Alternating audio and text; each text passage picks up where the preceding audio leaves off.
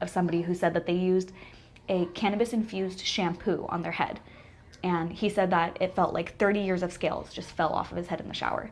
So I started looking more into like the actual cannabis oil and the options and how to use it. And then my mom and I, discussed it and started just kind of making our own oil. And then, we made a coconut oil because we were covering him in coconut oil, and we started just slathering him in that still. And then we moved up to like body butters and the petroleum-free aquaphor. And so everything that we do is we just kind of made our own products of what we were already buying and we just infused them with cannabis oil.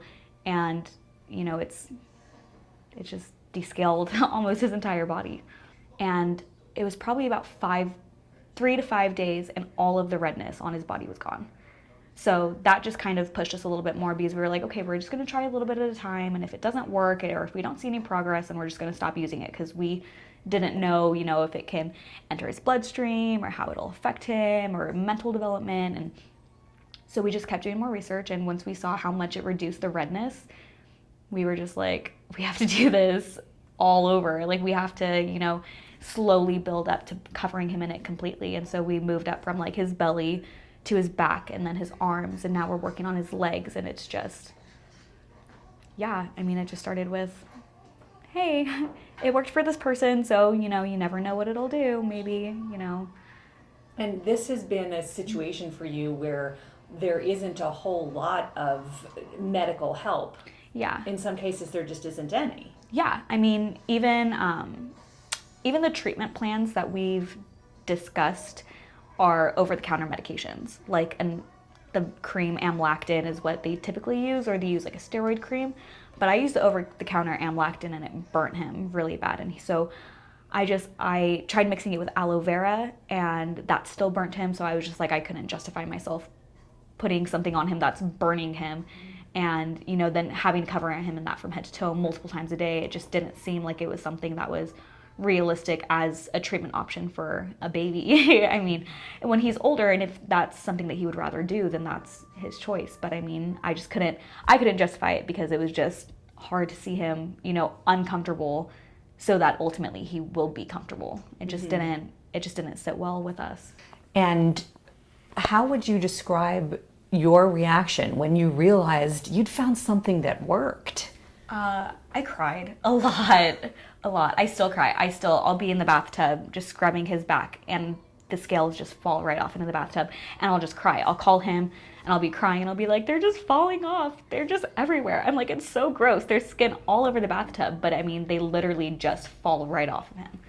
And you can get to a point with diligent usage where you've got some photos showing clear skin. Yeah, completely clear. Like soft as a newborn, no scarring, no sign that there was ever even any buildup there at all. What happens when you run out?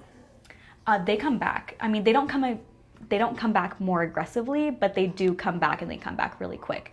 So it's really hard to keep up with the supply enough to produce as much lotion as he needs to keep him comfortable, because it requires so much of the actual plant product to make the oil, and then it requires so much oil to make the lotion. And it's just kind of a constant battle of finding the right amount of oil to keep him comfortable, but not to overuse what we have, because we're limited in the amount of supplies that we have. But when it comes to a current definition of modern medicine, using cannabis products is a modern turn. It's become such a social norm, I think, now, that it's becoming much more widely accepted. And I think that especially when dealing with kids, CBD is non-psychoactive, and it is, it's not going to get them high, and it's not going to affect their actual development. And especially with topicals, it doesn't enter the bloodstream because it doesn't enter past the dermal layer. So we've done lots of research to make sure that what we were doing wasn't going to affect him long-term in any kind of negative way. And so, it's non-toxic. It is completely chemical-free. It's organic. It's 100% natural. He could get it into his mouth and it wouldn't harm him. There's just so many different things compared to him being slathered in all of these other chemical-based creams that if he gets it in his eyes or his mouth, we have to call poison control, because, babies, they like to rub their face, and especially with him, he still itches. So when he scratches his head and then rubs his eyes, it's not going to, you know, have any negative impacts on him. So I think that was like our biggest thing, was that we didn't want to put anything on him that was going to hurt him in order to keep him comfortable.